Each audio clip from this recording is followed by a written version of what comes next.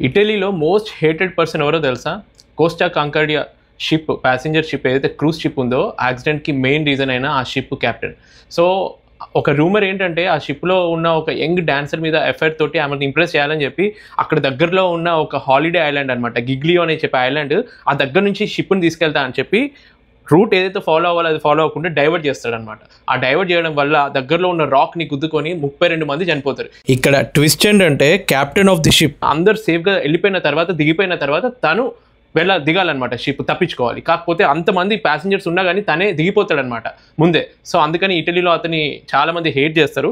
కాకపోతే court trial అతను చెప్పింది ఏంటంటే గర్ల్ ఫ్రెండ్ కోసం చేయలేదు, నేను 3 రీజన్స్ చెప్పాడనమాట. ఒక్క దెబ్బకి 2 పిట్టల్ని చంపడం అన్నట్టు 3 రీజన్స్ ఏం చెప్పాడంటే, ఒకటేమో ప్యాసింజర్స్ అందరికీ ఆ హాలిడే ఐలాండ్ వ్యూ మంచి కనిపించాలని చెప్పి రూట్ చేంజ్ చేస్తున్నా అని చెప్పి, ఇంకొకటేమో అక్కడ ఒక హెడ్ వెయిటర్, ఆ షిప్లో పనిచేస్తున్న హెడ్ వెయిట్రెస్కి సంబంధించిన ఐలాండ్ అనమాట అది. ఇంకొకటి తన ఫార్మర్ ఒక కెప్టెన్ ఉంటాడనమాట ఆ ఐలాండ్లో, అతనికి సెల్యూట్ చేద్దామన్న ఉద్దేశంతో షిప్ను డైవర్ట్ చేసిన అని చెప్పి కొన్ని సొల్లు రీజన్స్ చెప్పాడనమాట.